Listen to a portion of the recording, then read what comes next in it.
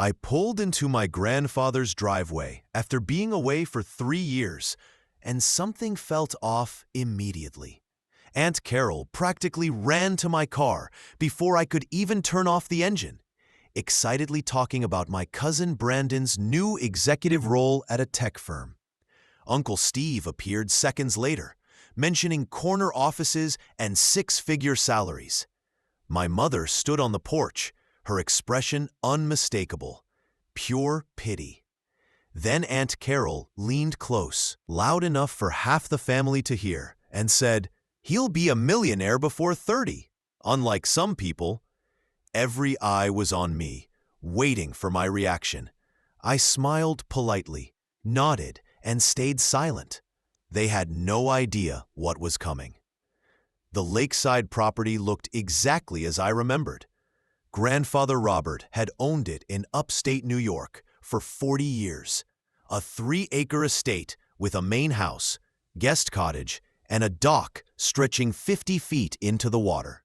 The afternoon sun made the lake glitter like diamonds. Under different circumstances, it would have been peaceful. But instead, at least 25 family members were milling around the backyard, all eyes tracking my every movement.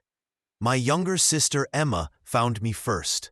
She pulled me into a hug and whispered, "I tried to warn you. The Brandon worship is out of control." She wasn't exaggerating. My parents stood near the grill with my grandparents. Dad shifted uncomfortably in his polo shirt. Mom kept glancing at me with that same pitying expression, and Grandmother Helen waved cheerfully. Aunt Carol, however, positioned herself at the center, like a family spokesperson commanding attention. I had been living in Seattle for 5 years, keeping a low profile about my career. Not secrecy exactly, more like self-preservation. Every family gathering used to turn into a competition. Who earned more, who had a bigger house or fancier car. I got tired of it, so I stopped talking about work. I drove my Honda Civic. I posted almost nothing on social media. Gradually, my family filled in the blanks with their own assumptions. They assumed I was struggling. Meanwhile, Brandon documented every step of his career online. Applications, interviews, rejections, and finally, his acceptance. Aunt Carol shared every update in the family group chat I had muted 2 years ago. According to Emma, Brandon's hiring had become the family's collective victory, a demonstration that hard work pays off. Uncle Steve's voice boomed across the yard. "Everyone, grab a drink. I want to make a toast." He raised his beer high and the crowd gathered. I was pushed to the front, right next to Brandon. He looked confident. New haircut, expensive watch, radiating self-assurance. He nodded at me, but it felt more condescending than friendly. To Brandon, Uncle Steve announced, "My son, who finally made something of himself. We are so proud. He beat hundreds of candidates for this position." "He's going places." Glasses clinked. My father raised his beer half-heartedly. Mom's smile looked strained, and I raised my water bottle and drank. The afternoon dragged slowly. Aunt Carol worked the crowd like a politician, making sure everyone knew Brandon's accomplishments. She cornered me near the potato salad. "Kenneth, honey, are you still doing that computer thing?" Her tone suggested I was finger painting for a living. "I work in software," I said simply. She popped a chip into her mouth. "Brandon's in tech too, real leadership. Not everyone can handle that responsibility. It takes a special kind of drive." She patted my arm.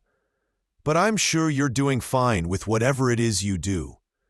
Uncle Tom joined, holding a plate piled high with ribs. "Kenneth, long time. How's Seattle? Still renting, or did you buy?" "I bought a place a couple of years ago," I said. "Oh, wonderful. A condo? A house, actually. Her eyebrows lifted. Really? Must have stretched your salary. Hope you didn't overextend. The market's insane out there.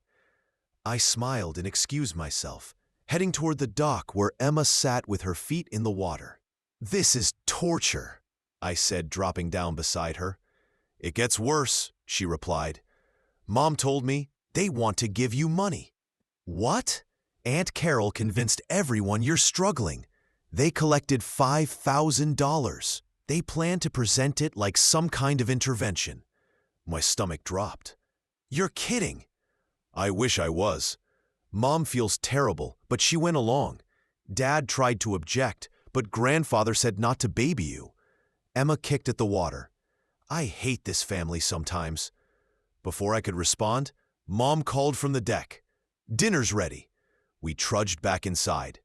The table had been extended to its full 12-foot length, covered in a checkered cloth and stacked with food. Grandfather Robert sat at the head, Grandmother Helen to his right. Aunt Carol claimed the opposite end, a deliberate positioning. Brandon sat near grandfather. I was between Aunt Linda and a cousin I barely knew. Halfway through the meal, Mom placed a thick envelope next to my plate. She didn't say a word. I didn't need to open it to know what it contained. What's that? Aunt Linda asked. Just something from Mom, I said quietly, sliding it into my pocket. Aunt Carol noticed. Susan, did you give it to him already? We were going to do it after Brandon's presentation. Presentation? I asked. Brandon looked slightly embarrassed. Mom wanted me to talk about my new job, to share career insights with the younger cousins. Aunt Carol beamed. It'll be so inspiring. Brandon worked hard. Everyone can learn from his journey. The envelope burned in my pocket. $5,000. Pity money from my own family. I forced a smile. Sounds great. Can't wait. After dinner, Aunt Carol transformed the patio into a makeshift conference room. She pulled out a laptop and projector with meticulous efficiency. White sheets served as the screen. Folding chairs appeared, and the whole production felt surreal. Everyone, find a seat, Carol announced, clapping like a teacher. This will be valuable for all of you, especially the younger ones thinking about their futures. Emma shot me a look that said, kill me now. We settled in the back row. Younger cousins sat cross-legged on the grass. Grandfather claimed the front center chair. Brandon stood next to the projector, looking nervous despite his earlier confidence. The first slide appeared, My Journey to Success. Bold letters over a stock photo of a man climbing a mountain. Thanks for coming to my TED Talk, Brandon joked. A few laughed. I didn't. He clicked to the next slide. Let me tell you about my new role, Senior Vice President of Strategic Innovation at TechVantage Solutions.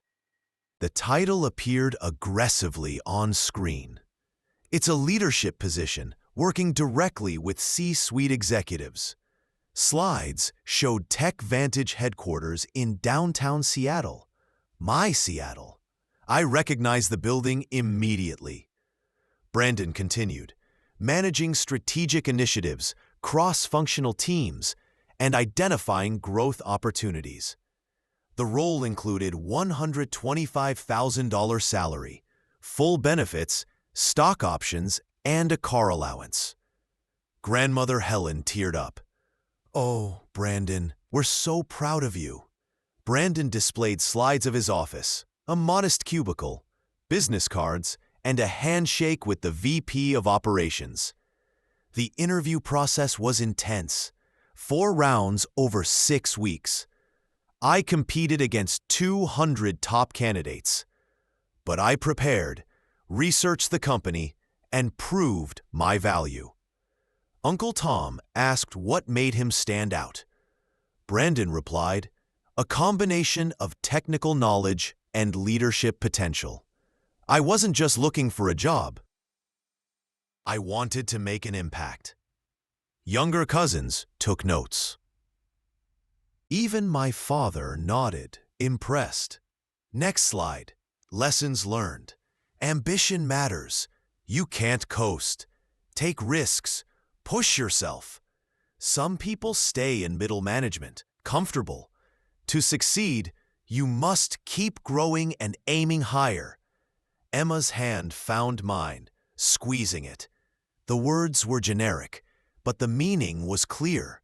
He was talking about me, or at least the version of me they believed in. Aunt Carol jumped in. Kenneth, you work in tech too. Maybe Brandon can offer advice. Every head turned to me. I work in software management, I said simply. Managing programs or people? Uncle Steve asked. Both. Aunt Carol's smile sharpened. Well, that's nice, but Brandon manages people strategically. Operational management isn't the same as strategic leadership.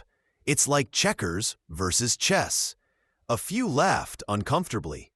Dad looked at his shoes. Brandon, supported by his mother, added, executive leadership requires a specific mindset. It's okay if people prefer security over pressure, but real responsibility isn't for everyone. The presentation went on 20 more minutes. Brandon shared quotes, 5-year plans, salary charts, and market analysis. When he finished, applause erupted. Grandfather hugged him. Aunt Carol cried openly, and Uncle Steve looked bursting with pride. Questions followed. Younger cousins asked about interviews and resumes. Aunt Linda asked if Tech Vantage was hiring. Uncle Tom wondered if his son should consider tech. I stayed quiet, the pity envelope burning in my pocket. I needed air, so I headed to the dock. Emma joined silently. I heard them, I said finally. Who? Aunt Carol and Uncle Steve. Why they invited me. I'm the cautionary tale, the before picture for Brandon to shine. Emma covered her mouth. Kenneth, that's messed up. It gets worse.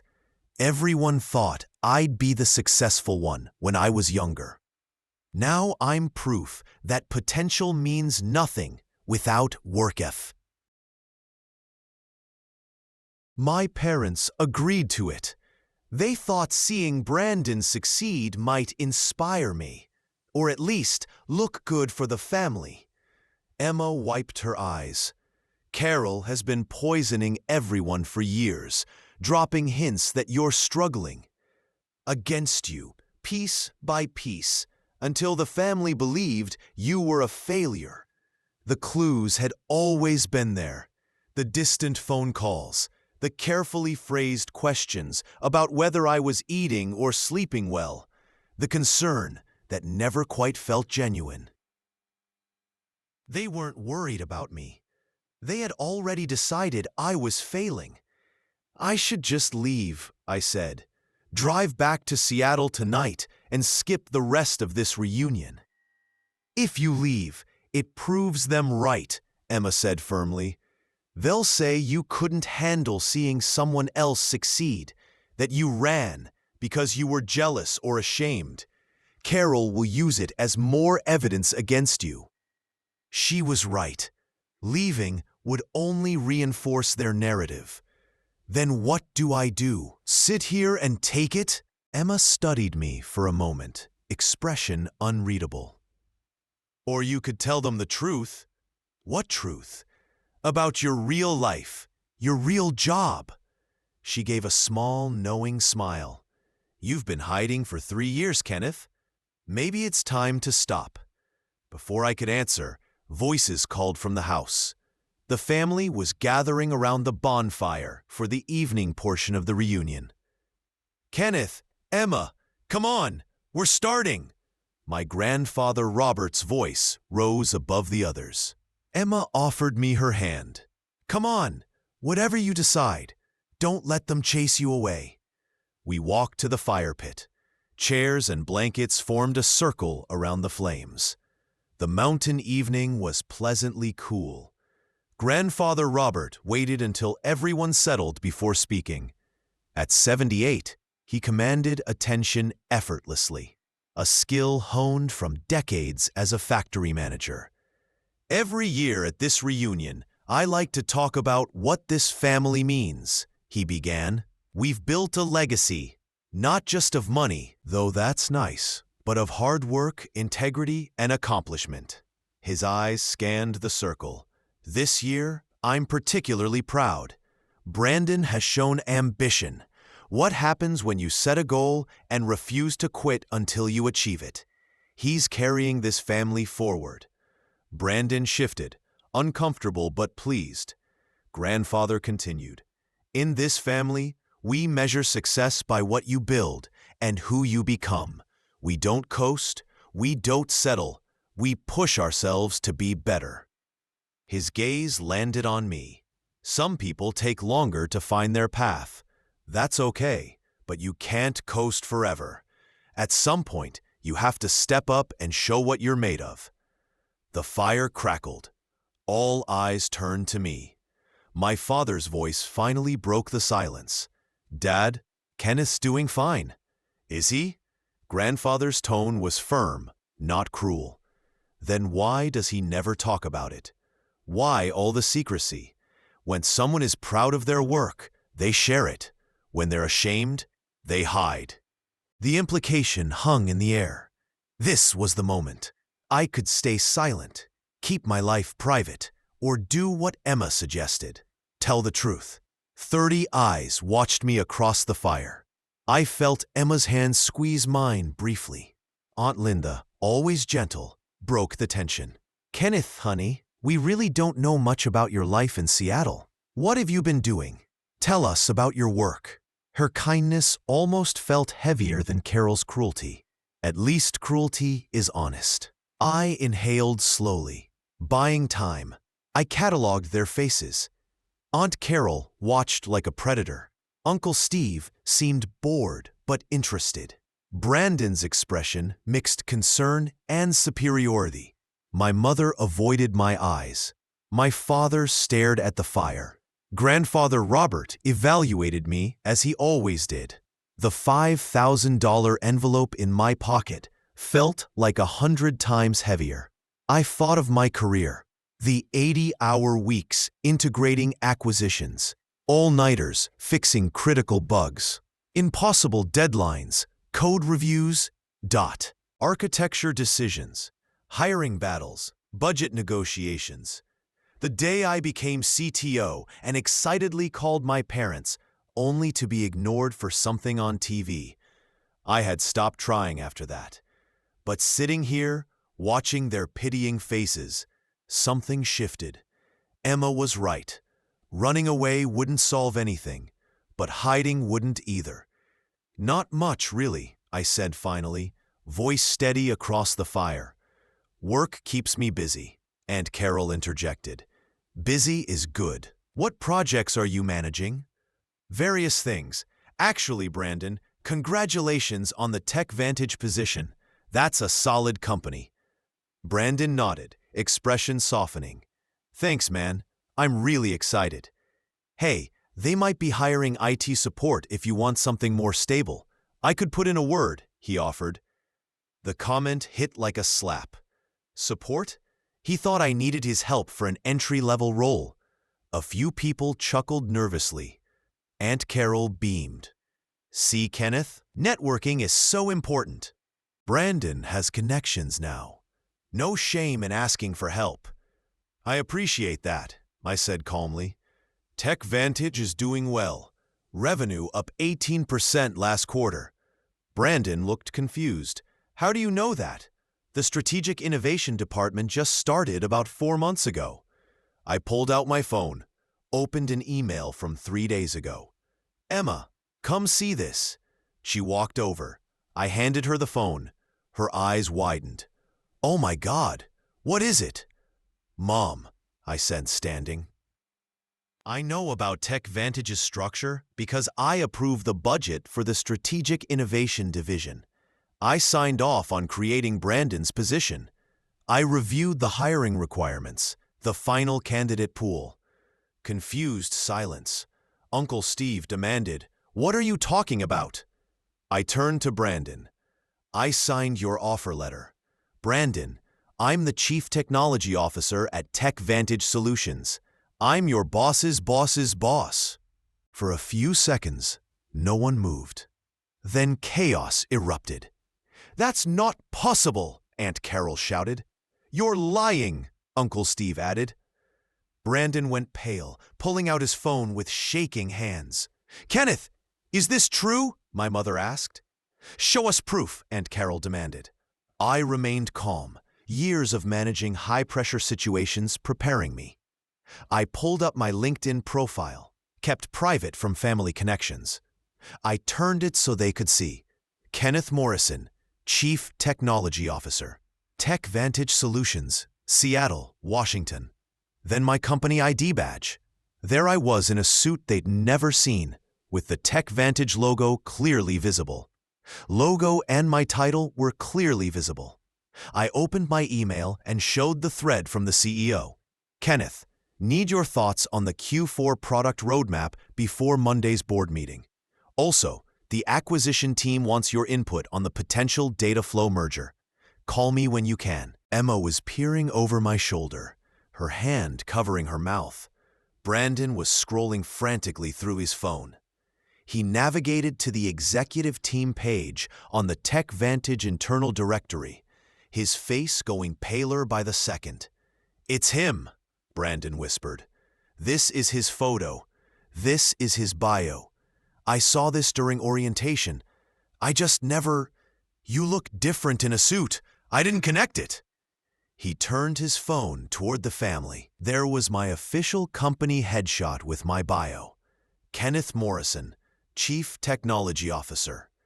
Joined TechVantage in 2019 following the acquisition of CloudServe Solutions, where he served as VP of Engineering.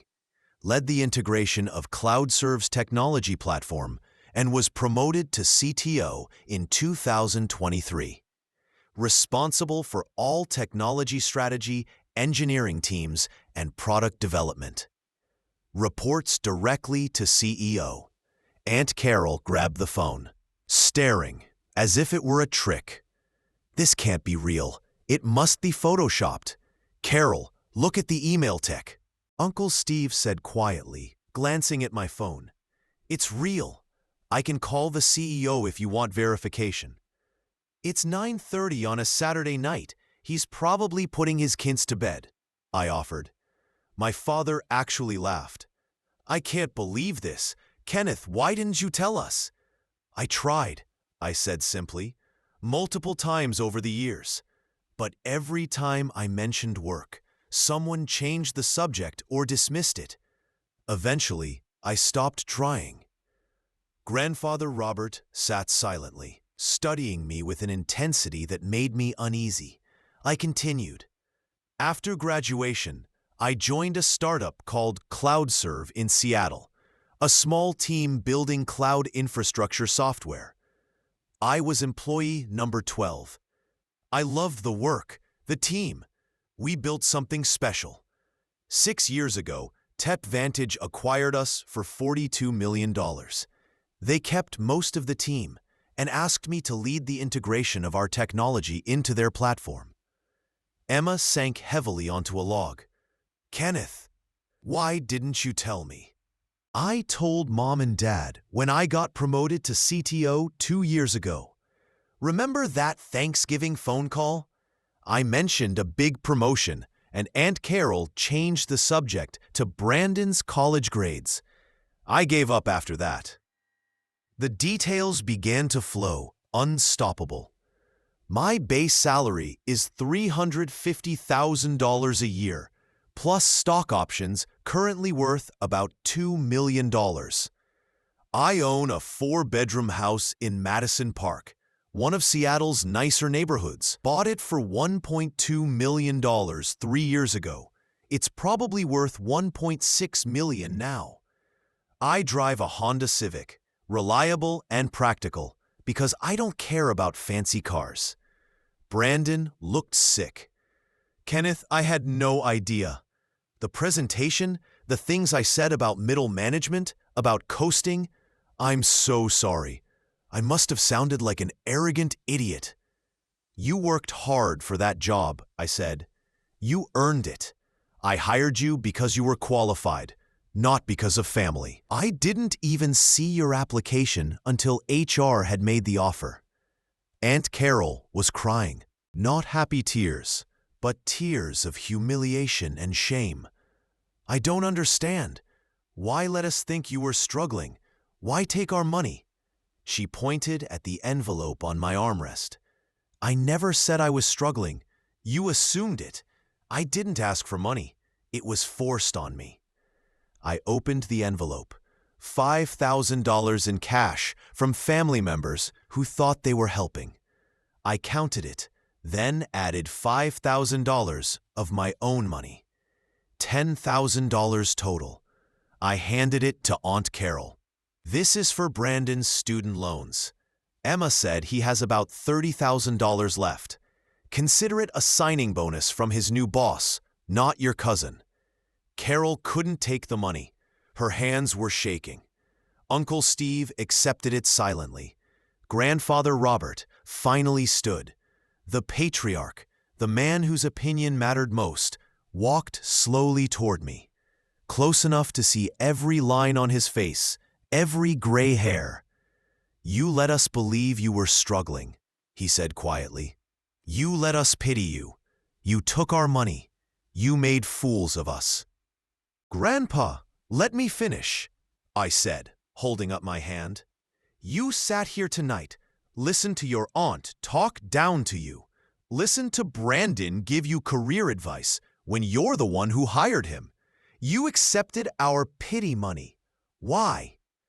The room was silent except for the fire. Because every time I tried to share my life, I was dismissed. 2 years ago at Thanksgiving, I mentioned a promotion. Aunt Carol immediately changed the subject. Last Christmas, I spoke about challenges, and Uncle Steve suggested a career change. Nobody wanted to hear it. I stopped talking, kept my head down, and you all filled in the blanks with assumptions. Mom spoke, voice thick with tears. Kenneth, we had no idea. I'm so sorry. And the money? I didn't accept it, I explained. Mom gave it to me during dinner, and Aunt Carol made a scene. I was going to return it, but then I overheard Carol and Steve in the kitchen. They invited me here to be Brandon's cautionary tale. The before picture. The failure. The revelation stunned everyone. Carol couldn't speak, just nodded into her hands. Grandfather's voice was cold. Unbelievable. Then, unexpectedly, he sat heavily and began to cry quietly. Grandmother Helen rushed to him. Robert, what's wrong?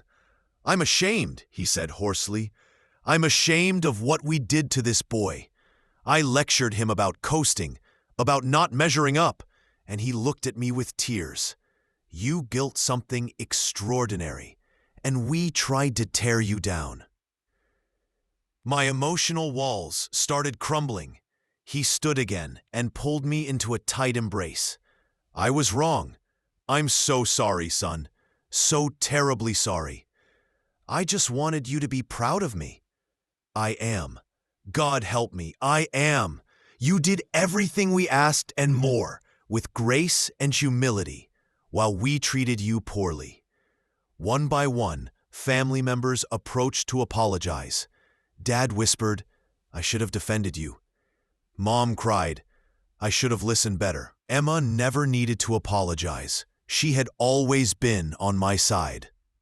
Younger cousins asked about the internship offer. If you earn it, I said. No nepotism. Interview like everyone else. Aunt Linda hugged me. I was wrong to stay silent. I'm sorry. Uncle Tom asked about his son's degree. I gave honest advice about the tech industry. Brandon stood apart, devastated. I walked over. Hey, I'm so embarrassed, he said. That presentation, you must think I'm the biggest jackass on the planet. You're not. You earned that position. Be proud. But you're new to executive leadership. Listen more than you talk for the first 6 months. Learn the culture before trying to change it. Will it be weird at work, you being my cousin and boss's boss? Only if we make it weird. At work, I'm your CTO. At family gatherings, I'm your cousin who will destroy you at Mario Kart, as always. Brandon laughed. Deal. And thanks for the loan, the advice, for not humiliating me when you had every right to. We're family, I said, even when it's Aunt Carol approached, eyes swollen. I don't know where to start. What I did was cruel and unforgivable. Why? I asked. I felt inadequate my whole life. My career didn't take off. Brandon struggled after college. When he finally succeeded, I felt victorious. I needed someone to compare him to, and you became that person. I'm so ashamed. I've been poisoning relationships to feel better about myself. You need help, I said gently. This insecurity is hurting you and others. Brandon is genuinely talented. Let that be enough. Uncle Steve, standing nearby, apologized too. I went along with Carol's plan. That was wrong. We talked through the mess. It wasn't neat or easy, but it was honest. As people drifted toward the cars, my phone rang. TechVantage CEO Marcus Chen. Quick question on the data flow acquisition. Can we accelerate the timeline? I thought through the implications. It's tight, but doable. I'll need the M&A team working tomorrow. Can you authorize overtime? Done. I hung up and turned to find the family watching. Grandfather asked, "Everything okay?" "Yeah," I grinned. "Just a $12 million acquisition decision by Monday." Aunt Linda laughed. "We were trying to give you $5,000. The absurdity hit, and everyone laughed. Even Aunt Carol managed a weak smile. Grandfather threw another log on the fire. "When I was your age, Kenneth, I managed 300 people at a factory. Every raise went to bills. I always told my kids and grandkids, do better than me. Aim higher. Build more. You did that. You built something extraordinary. Grandpa, you weren't blind. You just didn't have all the information," I said. "No, I saw what I wanted to see, or what Carol convinced me to see. I failed you as a grandfather. That's on me, not you." He squeezed my shoulders. Strength isn't always loud. Sometimes it's quiet, patient, knowing your worth without announcing it. You built success on your own terms, with gra. We hugged again. My mother joined, holding me tightly. I should have protected you. I should have listened. I let myself believe you were struggling. I was so worried about you. "It's okay, Mom," I said gently. "But I should have just asked. I should have trusted you to tell me the truth. I tried to warn you, though. Remember Thanksgiving?" She nodded, tears still falling. "I remember, and I dismissed it because I was focused on Brandon. Carol had convinced me you needed help, and I thought tough love was the answer." She shook her head. "I was such a fool." Dad joined us, wrapping both of us in his arms. "I'm proud of you, son. I should have said that years ago, but I'm saying it now. You're an incredible man, and I'm lucky to be your father." We stood together for a moment, the three of us, healing something broken long before tonight. Emma appeared with her phone. "Kenneth, you need to see this. I looked up your house on Zillow." She showed me the screen, and I saw my home's listing from when I bought it, 1.2 million. "Kenneth, this place is beautiful. Can I see?" Several cousins crowded around the phone, scrolling through the photos, gasping at the kitchen, the master bedroom, the view of Lake Washington from the back deck. "You have a boat, Doc?" one cousin asked. "I don't have a boat yet. Keep meaning to get one, Kenneth." Emma's voice was serious. "Why did you hide all this from us?" I thought about how to explain it. Remember when we were kids and every Christmas turned into a competition over gifts? Every birthday party had to be bigger than the last. every accomplishment had to be compared. She nodded. I hated that. Me too. And it never got better. It got worse. Every family gathering became a competition. Who made more money? Who had the better job? Who lived in the nicer house? Whose kids were more successful? I looked around at the family. I didn't want my career to become another thing we competed over. I just wanted to be Kenny. Your brother, your cousin, your grandson, not Kenneth, the CTO. But we made you feel like you had to hide, Mom said quietly. We created an environment where success couldn't be celebrated, unless it fit our narrow definition. Uncle Tom spoke up from across the fire. Kenneth, earlier you gave me advice about my son's computer science degree. Can I ask more real questions, not just curiosity? Of course. For the next hour, we talked. Really talked. Uncle Tom asked about tech careers, and I gave honest answers about what his son should focus on, what skills mattered, and what the industry looked like beyond the hype. Aunt Linda asked about my house, life in Seattle, what I did for fun. Younger cousins asked about my career path, and I shared the real story, including failures, projects that didn't work, the times I almost got fired for challenging bad decisions. Brandon sat next to me, quiet and attentive. At one point, he leaned over and whispered, "This is better than any presentation I could have given. This is what real career advice looks like." Aunt Carol sat apart from the group, still processing her shame. I caught her eye and gestured for her to join us. She hesitated, then moved closer. Carol, you asked earlier if Tech Vantage was hiring. I said, what kind of work are you looking for? She looked startled. I have a background in marketing. But Kenneth, after what I did, I wouldn't expect you to help me. What you did was wrong, but that doesn't mean I want you to suffer. I pulled out my phone and opened LinkedIn. We're actually building our marketing team right now. Let me connect you with our VP of Marketing. No promises, no special treatment. But if you're qualified and interview well, we hire the best people, regardless of how we found them. She started crying again.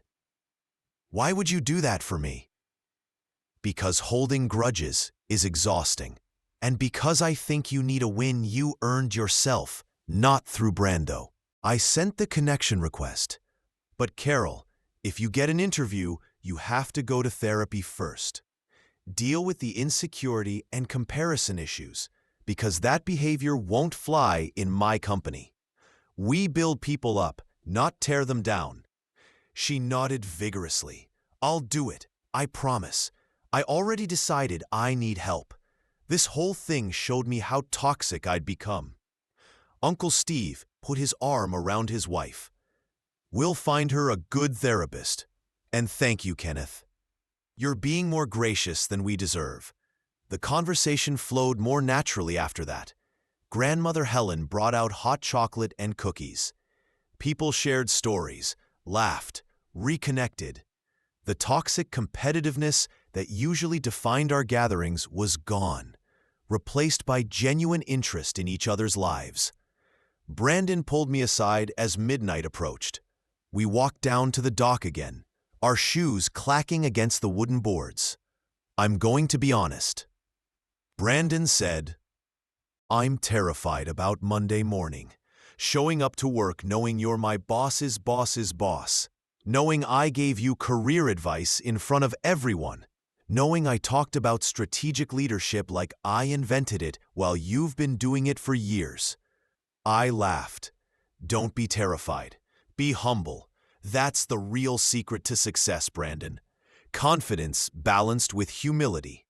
You got hired because you're talented, but you're new at this level. You'll make mistakes. Everyone does. Did you make mistakes? Oh, constantly. My first year as CTO, I pushed a product update that crashed our platform for 6 hours. Cost the company about $3 million in lost revenue and emergency fixes. I thought I'd be fired. What happened? The CEO called me in. I walked in prepared to clean out my desk. Instead, he asked what I learned. I said, never skip the final testing phase, no matter how confident I am. He nodded. Expensive lesson, but you'll never make that mistake again. That's leadership. Not punishing people for honest mistakes, but making sure they learn. Brandon was quiet for a moment. Can I ask something? How do you handle imposter syndrome? I have it bad. Every day I feel like someone will figure out I don't belong. Everyone feels that sometimes. The trick is to fake it until you make it, but also admit what you don't know. Ask questions. Be honest about confusion. People respect that more than fake expertise. We talked for another 20 minutes. I gave advice on handling difficult coworkers, navigating office politics without compromising integrity, delivering bad news, building credibility as a young professional. When we walked back up to the house, Brandon stopped me. Thank you for everything. For the job, the advice, for not destroying me in front of everyone. You're a good man, Kenneth. You're going to be fine, Brandon. Actually, I think you'll be great. You've got intelligence and work ethic. Just add humility and emotional intelligence. They come with time. Inside, people were heading to bed. Grandfather Robert found me in the kitchen. Kenneth, can we talk? Just us? We went out to the front porch, sitting on the swing I remembered from childhood. The night was cool and clear, stars above. I've been thinking about legacy, he said, about what we pass down. I always thought it was about hard work, pushing people to achieve. But tonight, I realized I was wrong. How so? I taught competition when I should have taught support, comparison instead of contentment, success as external validation instead of internal satisfaction. You found your way, built success on your terms. You didn't need approval, but you would have appreciated support.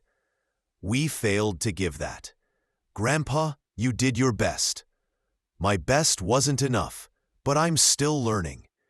Even at 78, I can still learn. He smiled. From my grandson, wiser than his grandfather. We sat in silence, rocking gently.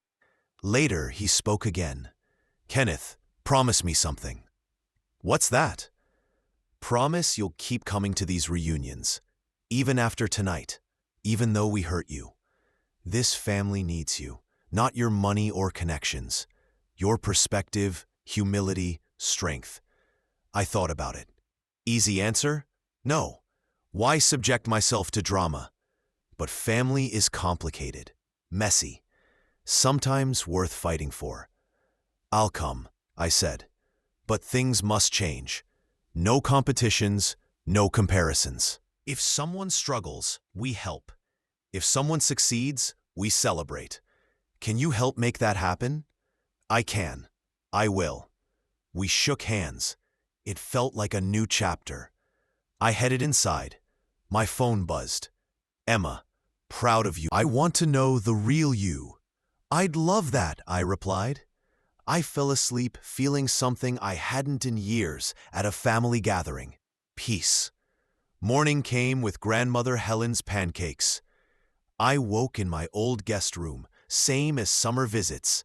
Wallpaper changed, but the feeling was the same. Safe, familiar. Grandmother spotted me in the kitchen. Good morning, sweetheart. Hungry? Always for your pancakes. She served real maple syrup. I knew you knew I built something special in Seattle. She sat across, coffee in hand, confidence, contentment. You weren't struggling.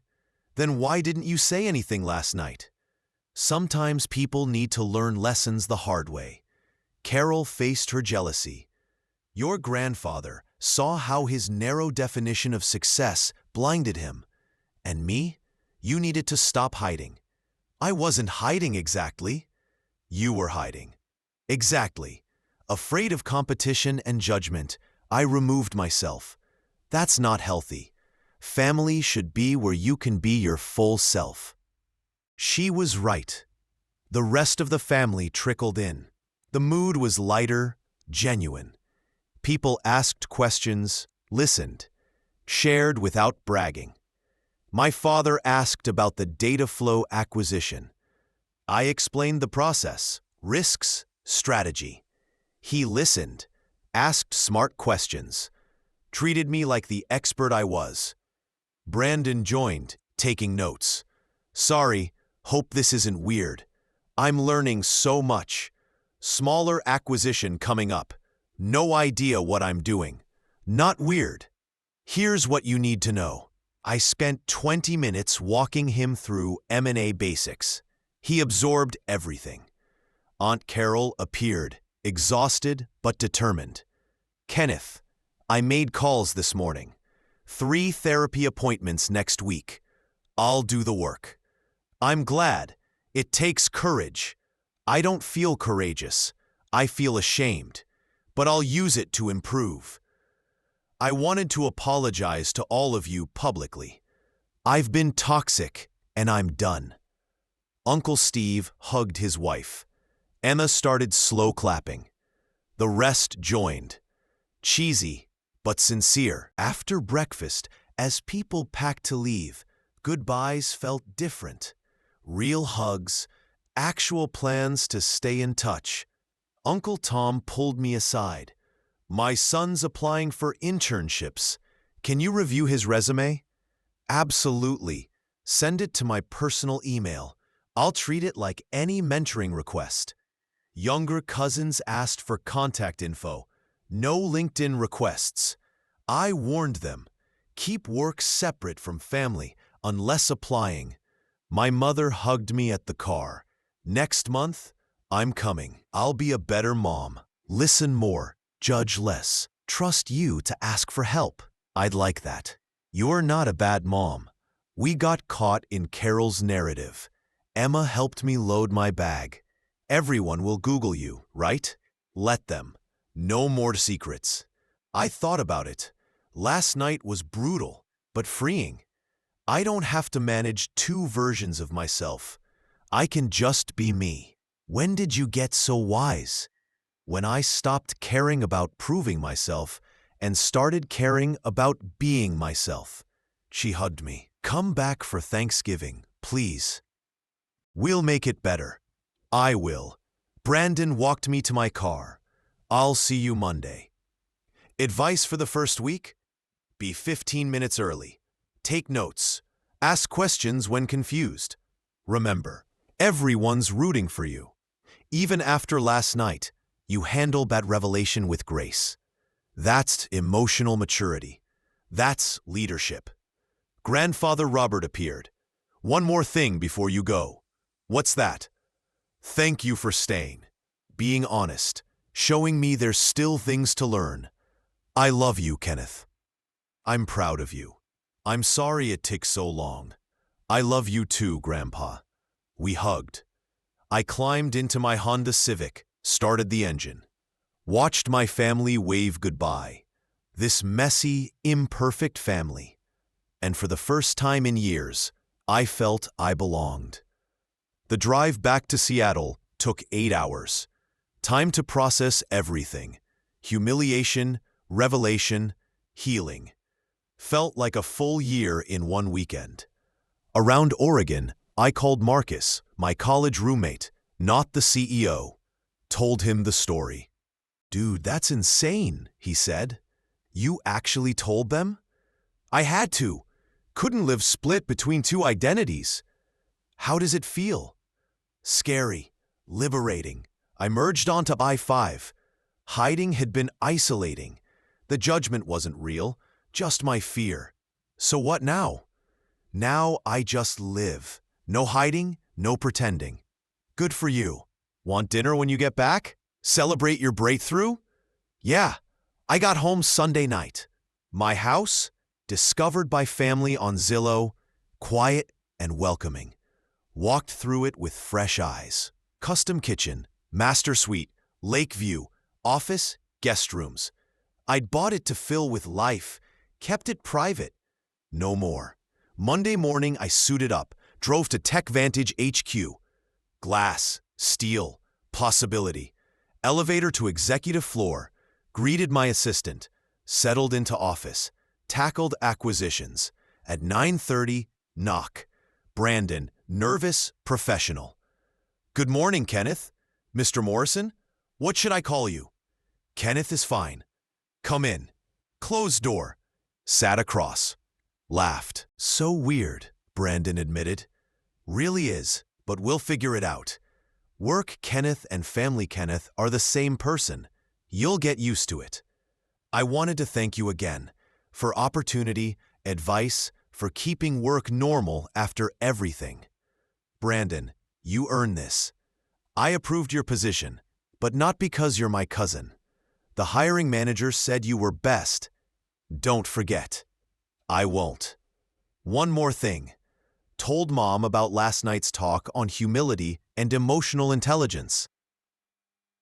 She said it was the best career advice I'd ever gotten.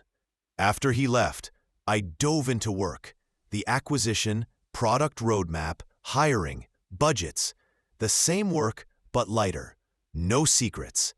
Evening, Marcus and I had dinner at our favorite Thai place. I told the rest of the story. So, what did you learn? Hiding isolates you. Avoiding drama by keeping success private deprived me of authentic connections. Family couldn't celebrate me because they didn't know the real me. Deep, Marcus said. I also learned people can surprise you. Family wanted to connect, understand, be proud. Even Aunt Carol, cruelest but most broken. Hurt people hurt people. Grace breaks that cycle. Marcus raised his beer. To emotional growth and family drama. I clinked. To being yourself, even when scary.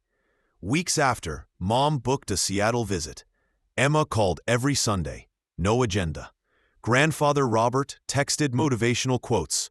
Aunt Carol sent messages about therapy and new job. Brandon and I developed a professional and personal balance. 6 months later, Brandon promoted to director. Earned supervisor decision. Aunt Carol hired too. She starts marketing next month. Terrified, excited. She earned it on her merit. A year after reunion, I drove my Honda Civic. Brandon arrived in a BMW. Family admired. Younger cousin Danny asked, "When will you get a nice car?" I smiled. "When this stops running." Everyone laughed. Not at me, with me. They understood. My choices reflect values, not status. That evening, around the bonfire, Grandfather Robert asked for wins from the past year. I shared data flow acquisition, 200 new jobs, product innovations. Everyone listened, not competing, just celebrating. Later, getting ready for bed, I reflected. Family relationships healed. Competition replaced with support. Secrets replaced with openness. But the biggest lesson? Identity. For years, I thought safety meant hiding. Peace meant separation. Wrong. Real peace comes from integration, being whole, showing up fully, even when scary. That reunion forced truth and freed me from maintaining two lives. I didn't need separate struggling and successful selves. Just Kenneth. Complicated, successful, flawed, accomplished, vulnerable, strong Kenneth. I didn't need to reveal my success that night. I could have left Seattle, let them assume. But sometimes, truth isn't about pride or revenge. You don't get to write my story. And those who love you deserve to know the real you. You deserve relationships built on truth. My family hurt me, humiliated, judged. but they also gave me a gift, the push to stop hiding, to stop protecting myself at the cost of authentic connection. Would I recommend the experience? Painful, awkward, exhausting, but the outcome? Priceless. Now, calls from mom are real conversations.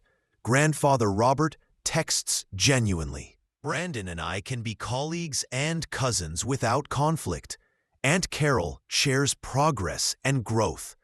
These relationships aren't perfect, but they're real, built on truth, not assumptions.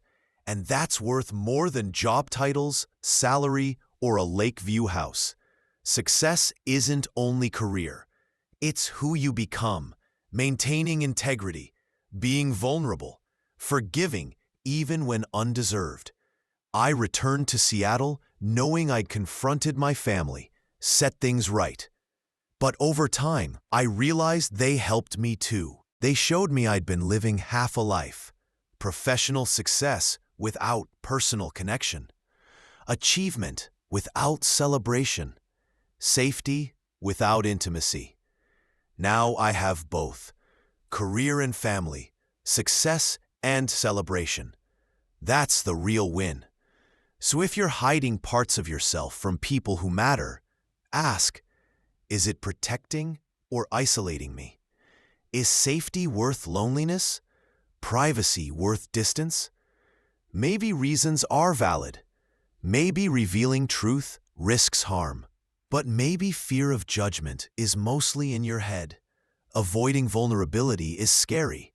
Choosing loneliness over being fully known. Here's what I learned. Being fully known is terrifying, but it's the only way to be fully loved. And that's worth it. Have you ever hidden a major part of your life from family or friends out of fear? How did it turn out when the truth came out? Share in the comments. If this story resonated, hit like and subscribe for more.